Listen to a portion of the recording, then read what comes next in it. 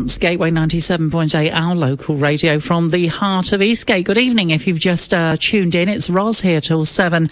And I've got to say thanks again to Charlie Thompson for the last hour of the show, talking about the news stories in the Yellow Advertiser. This hour, I have a very different guest, but no stranger to Gateway, someone who's been a very good guest here before. It's Sidra Naeem. Welcome back. Thank you very much. It's always a pleasure to see you and your smiling face. We always have a laugh here in the studio as well, talking about West Ham and some of the things that you like and everything. And we've got to talk of quite a few subjects this evening. One of them that we didn't get time for last time, which was the female, and I hope there's not any children listening to this, because we're going to talk about the subject of female genital mutilation, which is, if you don't want to listen to this, turn off now, because we are going to talk about this pretty serious subject. But I wanted to start with your feelings of the jungle camp, the migrant camp in Calais, which has now been dismantled. They've cleared migrants out. They're now holding migrants in reception centres. But I have to say to you, Sidra, I don't like this use of the word migrants. It's such a loose term. Surely if people are coming from war-torn countries, they're refugees, aren't they? Yes. Refugees is a better word, isn't it, really? I think part of humanity says that wherever they go, it's part of humanity really to help them. And that's in all faiths, isn't it, to help others? Like Jesus told us to help the poor and give money to charity and feed and clothe the homeless. But I think England's got its own problems, really. I mean, we're just out, as in Brexit. We've just, gone through that.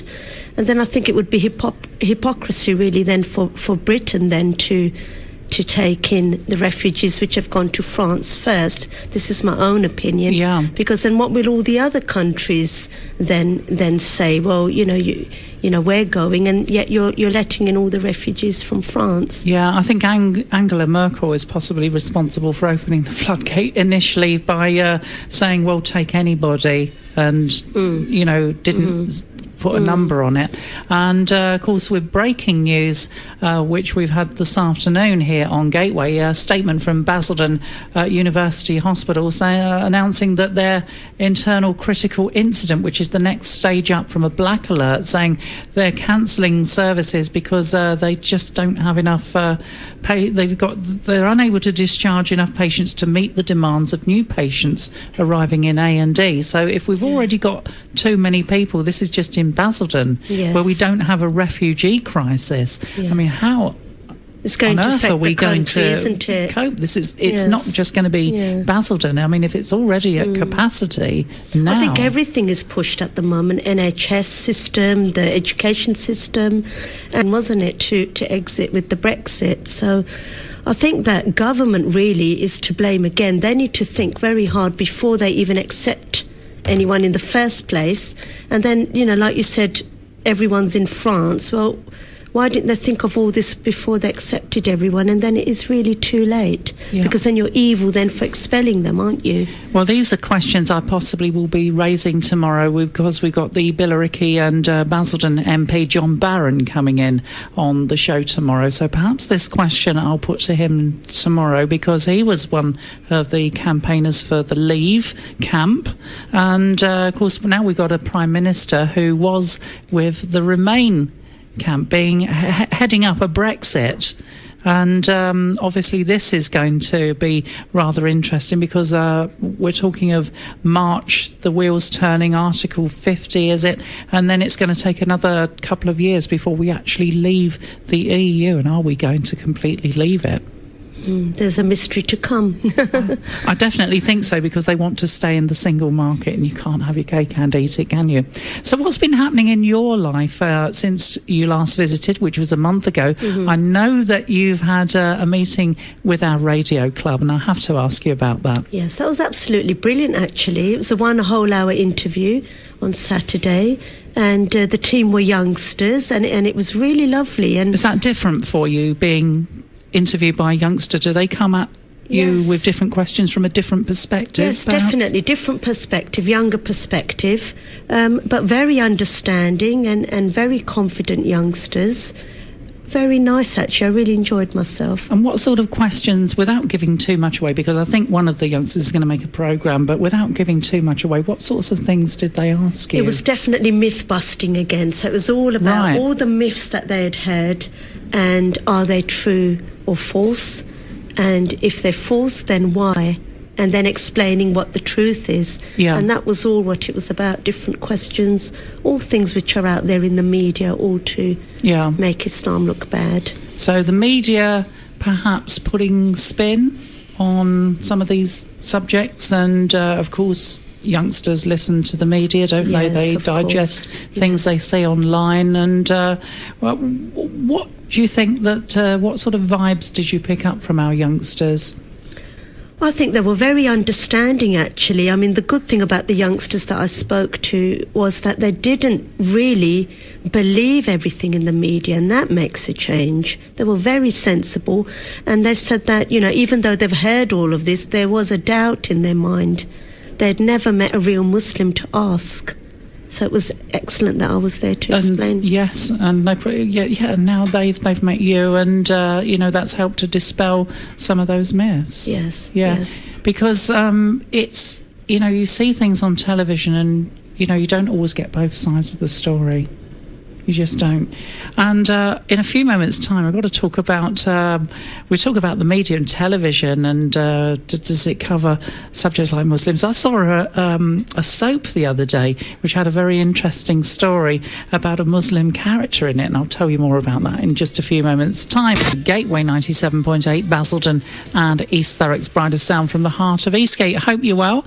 Still to come, we got the Showbiz Update with Claire Gregory, and Mads Mikkelsen explains how fit he had to be for the new Doctor Strange film. We'll find out more about that in a little while. Plus my guest, live in the studio with me, Sidra Naeem, and you represent a number of different functions really in Essex, don't you? Would you want to explain once again to our listeners just what those functions are? Yes, I'm part of 3 interfaith forums. One is based in Mid-Essex in Chelmsford, 2 are based in Havering, one is with Havering Council, one is in Cooper's School. And what we do is we eliminate myths about our faiths. We have debates on different religions. We look at the similarities. We have festivals to do with all our faiths. It's really, really good mix of people.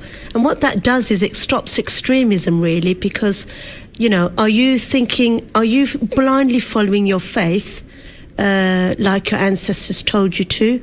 Or are you thinking the faith for yourself? And by going to interfaith forums, you get other faiths asking you questions, and it makes you think outside the box.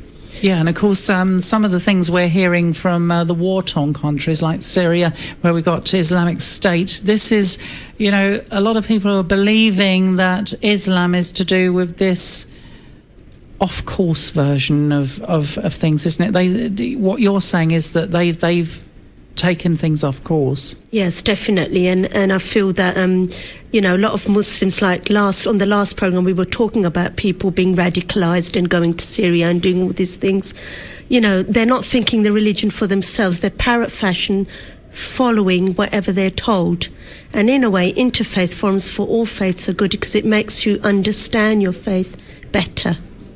And, of course, the latest story we're hearing now on Syria is, and I don't know if you've been following it, I know you say that you don't like to watch all the bad news, but, of course, the latest thing, we risk falling out with Russia now, that's standing by President Assad. The Russians seem to be supporting him. We don't like President Assad. And we've had this flotilla of Russian ships travelling through the English Channel, then with the Russians flexing their muscles and showing who's boss, and a rather worrying situation that we could end up with a global crisis here. Yeah, which is something you've predicted. Yes, I did, didn't I? Yes. Let's hope it doesn't happen. Let's hope it doesn't. We've got Donald Trump to come as well, haven't we, the election? So I think that will definitely be World War III if he does become president in November. It's not long to go. You don't think he's going to push the button, do you? Well, everybody thought Reagan was going to do that. We'll have to see what happens. Yeah. I mean, at the moment, he may not get in. I mean, the Clinton camp's very strong at the moment. Yes. Yeah, yes. so we'll have to see. what happens with that. Presumably next time that you visit here, it will be all over, and we'll all be discussing it in the past tense. So tell us some of the other things you've been involved with since you were last here. Yeah, so I mean, apart from the Interfaith Forum, the cricket match, wasn't there? Things. Yes, Interfaith Forum, the Mid-Essex one, we had a brilliant cricket match which I helped to organise. That was between Chelmsford. You don't play Mosque. though, do you? No, but my husband and son do. So this is how it all started. It was the Vice Dean of the Cathedral, who I know through so many organisations. He's also the chair of the Interfaith Forum. And I was just talking to him really about the cricket season. I think my husband was at a cricket match, and he said, he plays cricket. And from there the conversation came about that, why don't we have a cricket match between Chelmsford Mosque, all the Muslims, and all the reverends from Chelmsford Cathedral. Right, and Muslims together. Is that the idea of it? That was the idea, so that we could all mix and have fun together for a change. And sport and food are the two common things which brings communities together, and that's exactly what we did. We had a lovely cricket match. It was in the most beautiful place, in Willingdale Cricket Club. It was announced that morning on BBC Essex. I went into the studio and it was announced, so we had all the lovely villagers who came along as well. We had a brilliant match. It really didn't matter who won because it was a brilliant bonding exercise. Everybody talked to everybody else, and then we did the food. The Muslims did all the food. We're getting a little should bit... really have more of these things happening, perhaps. Definitely we should. We should, but I think a football match is in the pipeline possibly now next, because all the youngsters said, why don't we have a football match? Because they're into football, not into cricket. But it was absolutely wonderful. We gave out trophies at the end. We had the newspapers in, and for a change, they actually did write up something good. Because what my experience is, every time something good happens, the newspapers never bother coming.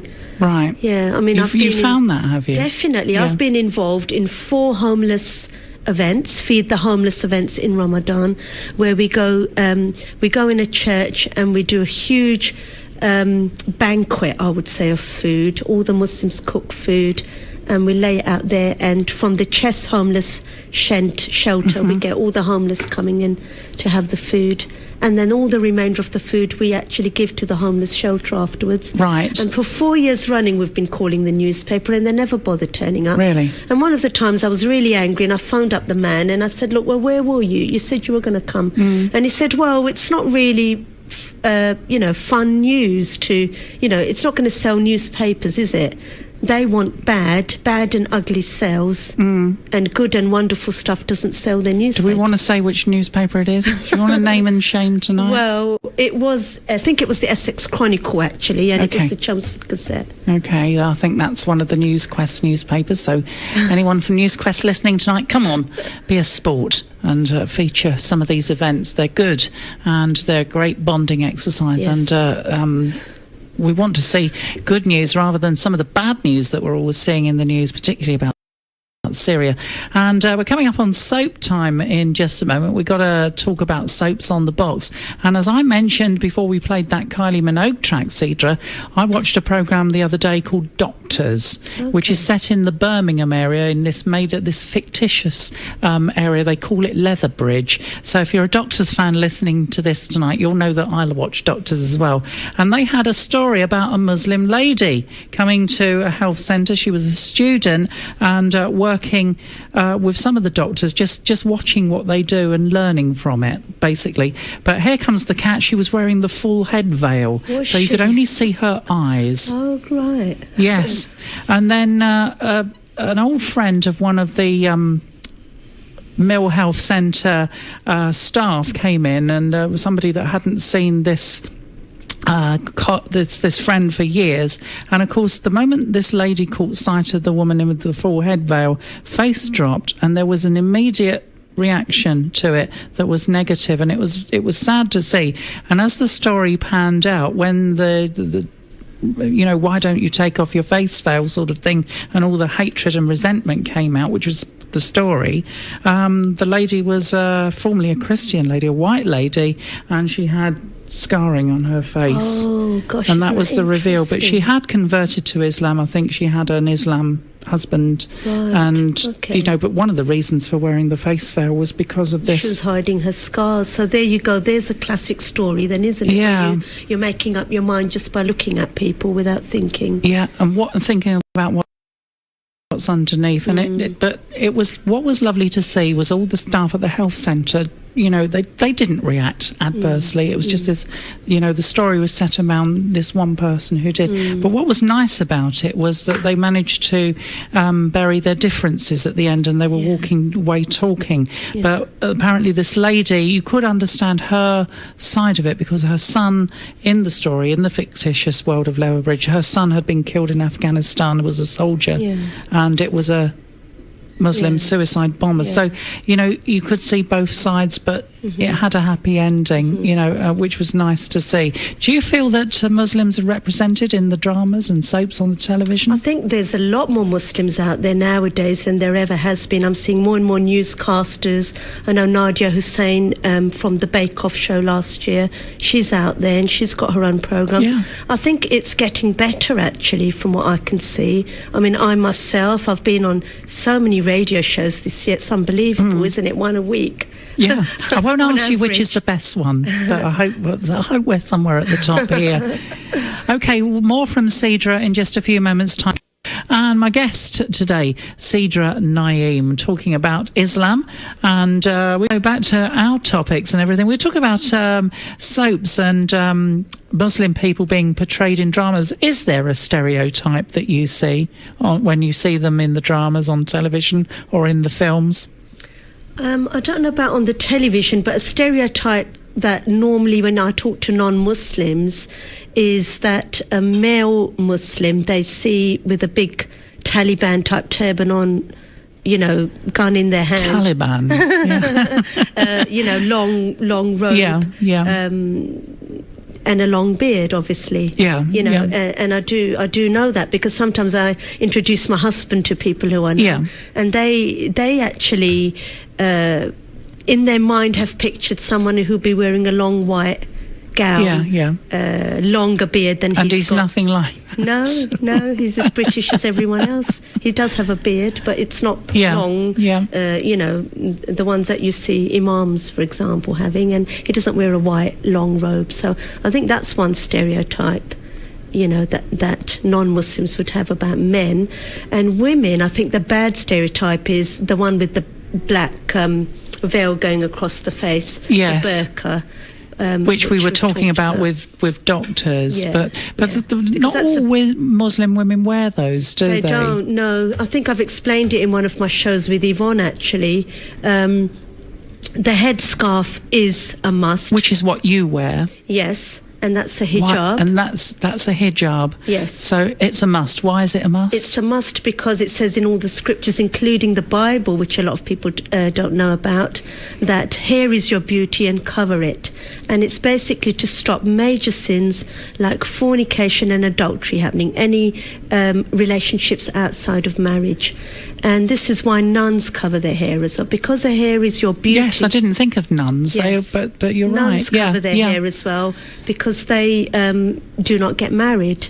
If you look at pictures of Mary, Jesus' mum, she's dressed very modestly, and you always see her wearing a headscarf, just like we do. In fact, that's our best role model, actually. You see pictures of Mother Teresa, very pious woman. She's been a lot out there in the media lately.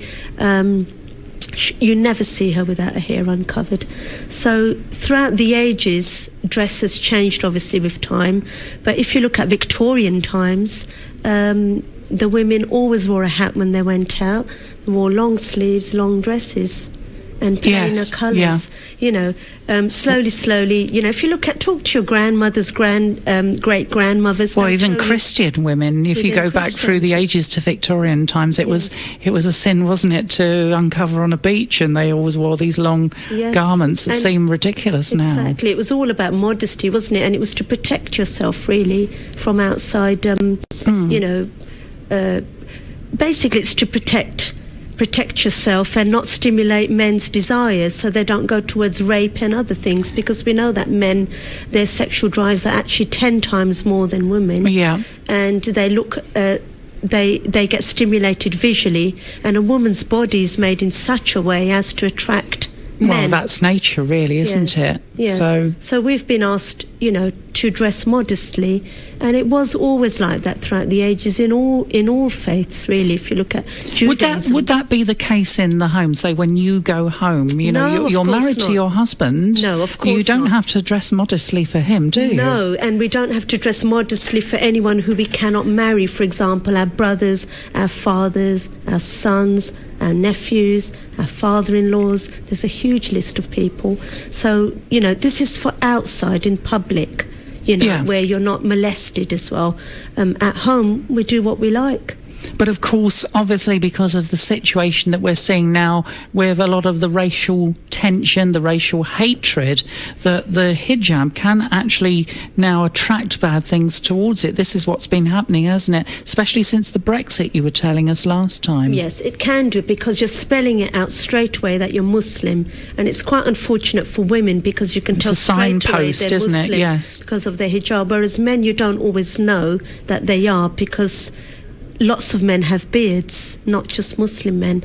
So there is that worry, but also I think it attracts good attention wearing the hijab, because people know straight away that there's a barrier there. So you're not going to flirt with that girl, you're not going to chat up that girl. A bit like a nun. You go and see a nun and they're dressed modestly, you wouldn't dream of trying to chat them up, would you? Because straight away there's a big barrier there which stops all of that. It gives, it spells it out basically. Yeah, this is a religious person and modestly dressed for obvious reasons. Yes. At what age would a girl start wearing the hijab? Because obviously, it must start at a certain age with a Muslim girl. It starts at her prime age of beauty, which, have a guess, it's puberty. So I thought you were going to say that. So she's required 12, 13, roughly? Yes, approximately. Yeah. When they start their monthlies, they would be required to. But again, it's up to you. There's no compulsion in religion. So people, it is a matter of choice, because I think this is again a myth or a misconception amongst Western Christian people that it is oppression. Well, it's not oppression at all, but it does say in the faith, and you just need to look into the Bible and talk to a nun, and they'll tell you it's in Christianity as well. And in Judaism, women also cover their hair. If you just need to go to areas like Stanford Hill, and you'll see all the ladies wearing hats. Yeah. And if you talk to your great-grandmothers, and I've spoken to a lot of older ladies in churches, because that's one of my role, part of the Interfaith Forum. I go into churches and I talk to people, and they always ask me about the headscarf, and they always say, do you know, I remember my mum going out and she used to wear a scarf. Yeah, my mum used to, and my grandmother used to, and I think back now, I mean, obviously in my era of growing up we didn't, but the 60s and early 70s, yes, it was a regular thing, and you didn't there you think go. about and church, you never dreamt of going to church without wearing a hat. Very respectful. And I mean, I remember as you know, I'm a teacher, and I went on a Tudor trip in the summer, and one of the requirements was we were not allowed to show our hair at all for all the teachers, so everyone had to cover their hair. And I had a laugh about it. I said, look, you all look like me now. So, and when we got there, they said that you were not allowed to show not even a single strand of your hair, to be completely covered. And they were actually talking about the phrase, let your hair down. You let your hair down when you party. Why do you let your hair down? To attract all the boys and exactly. You don't think of these expressions and saying, do you, until you actually look into them. Yes. Okay, we'll look into a few more things in just a few moments. We've got it's Gateway 97.8 Drive Time with Roz. We're approaching the end of hour 2 of the programme. Cedra is going to stay with me into hour 3, so there's plenty more to learn. That's coming up after the news at 6 o'clock. Where have you been? We're having such a great time. My guest is Cedra Naeem. She's an Islamic lady. We're talking about Islam on the show tonight. All faiths, Essex. Have I got that right, Cedra? Is it all faiths, Essex? All schools? That is a different organisation. I didn't write it down tonight, which is not like me. That's SACRE, which stands for Standing Advisory Council of Religious Education. Yeah. I'm the Islamic representative on there, and what we do is, it's actually me who sorted out all the Islamic curriculum, which went out into all the schools in Essex. Right. Yes. So part of my role in the community, as well as everything else, is I go into primary schools, colleges, universities as well, and anyone who needs me to talk about the national curriculum for religious education, the Islamic curriculum, and I do assemblies in schools every time it's Eid. I go and the children dress up, that kind of stuff. Advisor, I'm an advisor for teachers as well. Yeah. Which there's been lots of stuff due to prevent. All the time I'm getting emails from teachers asking me, this situation has come up, what shall I do? And then I think you've said you've been an advisor for Essex Police as well, and with a lot of the recent troubles, and what sort of things have they involved you with? Is it quite a few? I mean, I trained all the police in Stansted Airport for Islam. Brilliant session, question and answer session, and dispelled all their myths. And they've asked I guess it's how they know to treat people if they come across people. And yes, they've asked me about post-mortem. Someone got murdered and the family didn't want the person to be, to have a post-mortem, and they asked me advice on that, why that was. There was actually, sadly, a Muslim girl got raped. She didn't want her mum and dad to know, and that was a big crisis, actually. The police wanted to know, why wouldn't she want her mum and dad to know?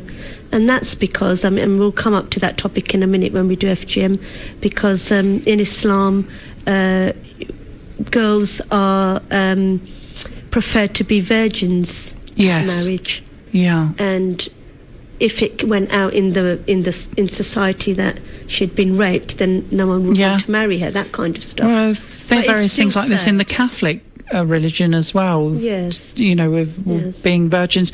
But we were talking before the news back then about the hijab, and you were telling me a funny story. Perhaps we should share this with the listener tonight. When I talked about when you put the hijab on, straight away there is a boundary immediately, a visual boundary for men, and they know exactly what their limits are. They don't flirt with you. They don't do anything with you. And Muslim men know that.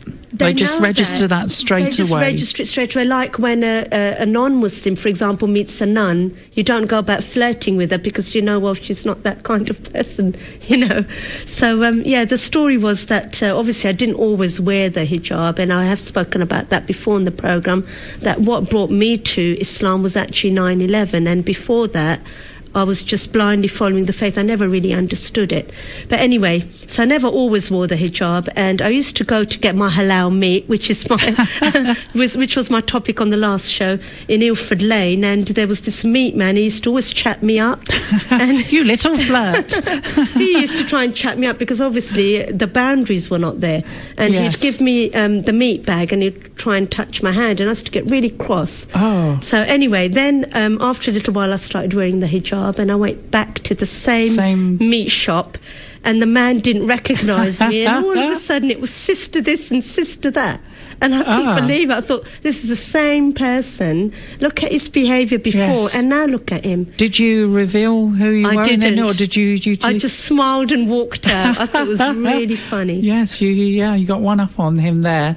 Yeah. So that's a really interesting story. But we've also got the full face veil, which I was telling you about, the story from Doctors, the TV programme I was watching the other day. So what is the reason then for just seeing the eyes? Because, I mean, Western people, Christian people, white people, how do we want to describe them?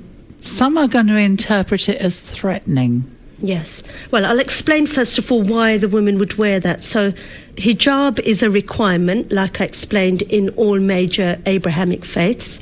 And it's to stop major sins like fornication and adultery happening, any relationship outside of marriage. That's the main reason. What some women, very strict Orthodox women, believe is that you can still commit those sins because a woman's most beautiful part of her is her face. So even when you're wearing the hijab, you might still get attracted to the woman because of her face. So then they take the extra step and they put an extra boundary there, which is the face veil. And in that way, there is absolutely no chance whatsoever of any sin happening. Nobody who looks at that is going to even think of rape, are they? It stops all sexual desires, puts a total block on don't come near me kind of thing. Yeah, I'm now thinking of the flip side of this, and I mean, I'm just wondering what it's like to actually wear one of these things, because is it not restrictive in any way that you can perhaps only just see forwards, or surely that could be dangerous, couldn't it? I mean, I know a couple of women who wear the face veil, and to them they're just so used to it and they feel really totally protected. But everybody's got their own viewpoints on it. It's not compulsory that you wear it, so it's the woman's own choice. I think one of the myths which I'll dissolve here is where people say that husbands have forced them to wear it, which they are not forced. It's their own choice, and it's up to them, isn't it, really? And what would you say to those British people that would possibly say to you, or somebody who wears the full face veil, is, well, you're in England, you should do as the English do. We don't wear it, so why do you wear it? What would you say to somebody? I think it's a freedom of choice. For example, and we are a free country. Non-Muslim maybe, have piercings all over them and be a skinhead and have tattoos, but then we don't say that to them. I must admit, I prefer the hijab to tattoos. I really, I don't want to say a freak at tattoos, but I just don't find them attractive I don't find them attractive. I've never found them attractive on men, and I certainly don't really like seeing them on women. I just don't think it is right. That's my personal feel. I would never have one. Well, I haven't either, so that's good. Pierced ears, I think that's about as far as it goes.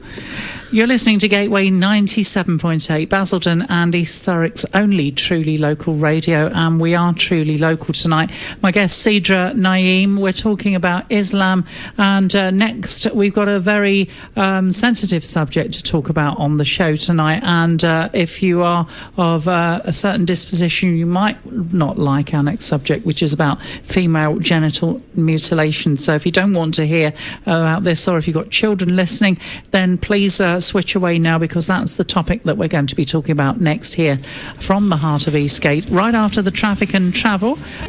My guest, Sidra Naeem. We're talking about Islam tonight, and a message on Twitter from Derv. Hello, loving the chat with Roz and Sidra. So a message on Twitter tonight. So you've got fans out there, Sidra, and I hope you're going to come back again. And obviously we're going to hear this show that you're going to be doing with our radio club very, very soon. And we've got to talk about a very touchy, sensitive subject now. So it's not for the squeamish. It's called female genital mutilation, isn't it? Yes, and that is a form of female circumcision, basically. It is cultural, not Islamic. That is a really big myth that it's to do with Islam. Do we know where it originated? Yes, I'm going to actually come to that. It does actually originate from all the monotheistic faiths, why it all started. So first of all, we know it's not Islamic, as it happens mostly in quite a lot of African countries. And a lot of those African countries are actually Christian as well as other faiths. And if it was Islamic, it would happen in all the Islamic countries, but it doesn't happen in all the Islamic countries. So again, we were talking about fornication last time. Fornication is not allowed in all religions, and it's forbidden in most of the scriptures.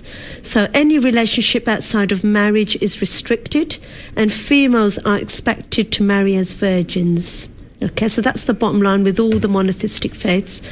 So basically, what families do in these areas to protect their girls is before they reach puberty, they remove the foreskin of the genital area, so it's like circumcision.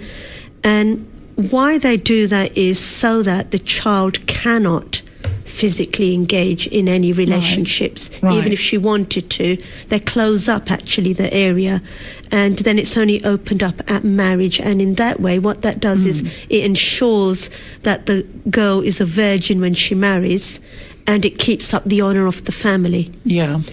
It sounds quite nasty, and it sounds horrific. It's terrible, actually. I went on the last Interfaith Forum I went on, we had a speaker who talked about FGM, and it actually did make me feel a bit sick. Yeah. I guess the reason we're talking about it, Cedra, is because, I mean, it's happening in this country, and of course in this country it's illegal. Yes. It's illegal. What the lady was talking about was that this has always happened, but it's only recently come to light in the last 15 years or so through the gynecologists. And there are other ways, actually, of stopping your child engaging in these kinds of things. What about education? Can you not educate them instead? The implications of having multiple partners and I guess growing up in a pregnancies. Western culture, you know, with all the Western influences, it's very difficult, you know, to protect the child from you know, Western ways, let's just say. Yes, but I do still think then it's up to the child. So as long as you do your bit, you tell them about your faith, what the faith specifies, you tell them the implications of going around and doing whatever before marriage, and then it's up to the child, is it not, then to understand. Also with Muslims, because it does happen with Muslims as well, why not educate them what the hijab is all about? I was just explaining that stops big sins like this happening, rape and all the rest, fornication. Why not educate them in that way? But in a way, what you're doing is you're harming your body, and you're not allowed to do that in any faith. It must harm the body, mustn't it? It's almost hugely. like like you know, self-harming. We see people self-harming, but this is something that's being forcibly imposed on girls. You know, that possibly. Yes. Well, they don't want it, won't want it done. And where there's been a tampering of the faith is that in Islam and Judaism, circumcision is something which boys do. That is something done usually on the 7th or 8th day after birth. In the Bible, it says Jesus also had a circumcision done. The boys in the Jewish faith have this done. And boys do in the Jewish faith, but nowhere does it say that the female does. No. So where people have twisted the faith to suit themselves is they've said, oh, if boys do it, then girls can as well, but it's completely different. Girls' area is much more sensitive, and they have to give childbirth as well. It's hugely painful. And psychologically, it can really affect. I know a really close friend of mine, actually, from Sudan, and she opened up to me once. I get a lot of people from the community telling me their problems because they see me out there doing so much work, you know, in Islam. I give talks, I give lectures. She came to see me afterwards, and she wanted to talk to me about something. And she said that she absolutely hates sleeping with a husband, because every time she does, it hurts Reminds her her so of this much. incident that happened. Yeah. And she was talking to me about it, and it's something she said the whole village got done, because if you don't, then you're not protected, and then people talk about you that maybe that girl is not a virgin. But that's the practice in another country. But obviously in this country, it's something that's got to be stamped out, because it's just not done here. But do you think that there are doctors that if they perform this surgery in this country, it's wrong. It's wrong as well. If we've got wrong. doctors that are doing it, totally wrong, and anybody that covers it up. Yeah, a lot of these places where this is happening are very illiterate, uneducated villages where it's happening, where the traditions have gone on for years, tribal traditions, where it's carried on. But the latest one, which upsets me even more, is you know, for example, parents are stopping their girls' breasts being developed because they're seen as sexual things. We know they are. We know that binding is happening, where they belt across. The lady was explaining they belt across the chest. That can be harmful as well, can't it? Very harmful, because your breasts don't develop properly, and they sort of grow on the bleeding as well. So they might be stopping the initial process of stimulating desires in men, which you can do by other things like the hijab you can use.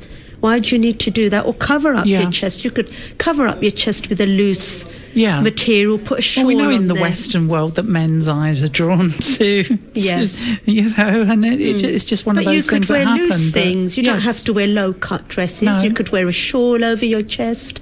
that will then stop men looking there. But then why are you physically harming your body and putting these belts across where your breasts don't even grow? And then later on that can have an effect on your relationship, because when you're married, men want something to grab hold of, don't they? Of course they do, don't they? Yes, right. Rosie Pickings, one says, sometimes on one of those old comedy programmes I watch anyway. Cedra is my guest tonight, I should say. And we feature local artists, Cedra. Any musician that's unsigned, and we give them an airing on the radio station, get their music played. Good thing? Good idea, yes, yeah, of course. Brilliant. Yes. And I've never asked you about Islamic music. Is there such a thing? There is, yes. Islamic music, I would say, are nasheeds, which are like hymns, if you like, praising God, praising the prophets, that kind of stuff. So that is typical Islamic music, as in we're talking about religious music. Yes, but nothing like Top of the Pops, or you'd ever see them Muslims entering the Eurovision Song Contest or anything like that. Well, Muslims do. I mean, it depends, doesn't it? If we're looking at religious music like hymns, it would be nasheeds. But if you're looking generally, then yes, there's enough of that as well in all the countries. Middle Eastern music, they have pop stars. In fact, a lot of the songs are sounding very English nowadays. Yes, yeah.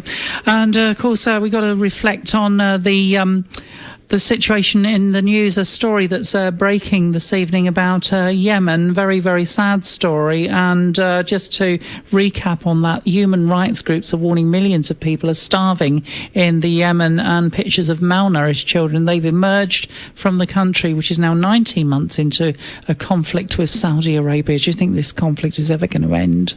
Well, I think I've explained in many programmes before that it's all politics, and you know, I think politicians really do need to get their act together, because it's destroying the whole world. Yes, but the children are the ones that are suffering in the end, and politicians just only think about money and power and land. That's all they're worried about. They don't think about their religion, and they don't look at the implications it's having on the community. They're all in their palaces and having their big meals, and they don't while care. These children are starving. So we've been talking about lots of subjects. FGM is one very sensitive subject that we've been talking about, female mutilation, and it actually happening here in the UK, which comes as a shock. Obviously, we've known about it for a while. We've been talking about cover-ups and various problems in various areas. I guess that sometimes, and I mean, if we look at that scandal that we've seen in Rotherham recently, where it's been Asians, people sometimes in authority are frightened to move because of the fear of the race card being played. True? If you could explain a little bit. Paralysed by, police perhaps not making arrests, not investigating the circumstances we saw in Rotherham because of the fear of the police being criticised for racial hatred. We've seen that in the past, haven't we? Yes. And possibly this is why the FGM is only just surfacing now. I think that it has been happening, but it's only recently, I think, that gynecologists actually brought it out in public, that they saw something was a bit strange. Like a whistleblower type situation. Yes, but definitely the schools, I mean, I'm a teacher, and in schools we had full training on this. We were trained on all the signs that we have to look for in children and what to do. There's a full reporting process in place. Everything. So if ever you see a child that's morose or looks depressed, would that doesn't want to go to the toilet, or has been missing for a couple of days, and then is scared to go to the toilet at break time, lunchtime. Just keep an eye on them, mainly Africans, we've been told, but not looking at any religion, but usually it's with Africans, so just keep an eye on them, really. Yes. We've had full training on that. And also, when they get changed for PE, are they bound up in their chest and what areas? we were talking about, the breasts. Yes. Because children get undressed quite openly in primary schools, and you can tell. But secondary schools have had the training as well. Yeah. So there are proper. And you go around doing all that. I give advice, if anything. With advising, yes. Advising, yes. I must say, FGM has been less. I haven't had any any teachers contacting me about that. But prevent, I definitely have had quite a few. Yes. Where the teachers are not sure. A child has said something, and they were not sure. But I've had quite ridiculous ones as well. I mean, a child in Essex drew a melon and the teacher thought it was a bomb. and before she knew it, she was, phoning up the police. I've had really silly ones, actually, or ones which are quite common knowledge, just to talk it over with the parents first. Yeah. Instead of just reporting straight away. Why not get the parents in and talk about it first, that, this is what your child did. Mm-hmm. Has that got anything to do with extremism? Yeah, exactly. So I've heard both sides. But the latest journal, I don't know if you know, the Cage report has just come out, and another report in the Independent newspaper. 80% of Muslims that have been referred to the Prevent programme have been found innocent and not guilty of anything. And yet 20% of non-Muslims have been referred to the Prevent strategy, and they were found as extremists within EDL and BNP and Leave and those kinds of parties. So that's really interesting, isn't it? And that's the latest 2 reports that have just come out in the last couple of weeks. Okay, and we'll probably have to discuss this more in future programmes, because we're coming to the end of this one now. I suppose I better ask you before we wrap up, because we've got to go to travel and talk about some other things that are still to come later this evening. What are you doing for Halloween? Do Muslims celebrate Halloween? If they're strict practicing Muslims, then no, they wouldn't, just like strict Christians. Right. Because my local church bans Halloween, and they do a special craft night that day, our local church does. Is there a particular reason it's banned? Yes, because all monotheistic religions are against paganism. And in Halloween, we all know, look into the history, is goes pagan. Back to, yes. And a lot of churches, and all the rest, by having special nights where all the children, they try and get the children off the streets. And where my children went to school, they went to a Church of England primary school, they used to have this night, every night on Halloween night, and they used to openly say, do not go to do trick-or-treating. Not only that, it's all dangerous. How do you know which paedophiles door you're knocking on? And well, yes, if we're going to go to that extreme, yes. And race hate crime increases on Halloween as well. It does? It does, because that's a fact, is it? It is a fact, yes, because I'm on the race hate crime panel as well, and race hate crime increases on Halloween night because the trick-or-treaters that are going out, they like to do mischief, and then why not do a mischief on a brown person or someone who's Muslim? Right. And one of my poor friends... Well, I was going to say that, I suppose that was leading to my next question. What happens when a trick-or-treater knocks on your door? Well, we just pretend we're not in. Turn all the lights off. Turn all the lights off, go to the back of the house. That's what I do.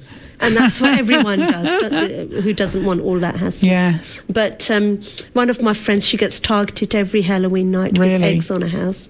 She dreads Halloween night, and it's always her house out of the whole street that gets it. Is it because she's Muslim? They know she's Muslim? She's Muslim and she's brown, so we have it double, don't we? Not only are we look different, but our colour's different as well. Yeah. So... Well, let's hope we have a happy Halloween, a quiet Halloween, perhaps with the lights off, hiding in the dark, me cuddling the cats under the table probably and pretending I'm not in. I remember one Halloween where we got trick-or-treaters, 8 lots of trick-or-treaters. I counted 8 in one evening. I mean, you can't go giving and giving and giving to all of them. Yeah. One lot, I think, was fine. Yes. But the other 7... they went without. And that's what it was like with us. Every second the bell rang, and then in the end we just thought, you switch off the lights, again. Pretend you're not at home. But then you worry about what might happen, because then one of the years I think my car got sprayed with shaving foam because they probably knew we were in and we were pretending not to be. Because you'll have to hide your car somewhere else. Cedra, you've been an absolutely wonderful guest, and I do hope that you'll come back again on this show. Obviously, before then, we're going to hear your programme with the Radio Club, which is something that's going to be a must-listen for me when it's on. And thank you once again. Thank you very much for having me. It's a pleasure to be here. Excellent stuff. Cedra Naim, Gateway 97.8, Basildon and East Thurrock's Pride of Sound. One last look at the roads.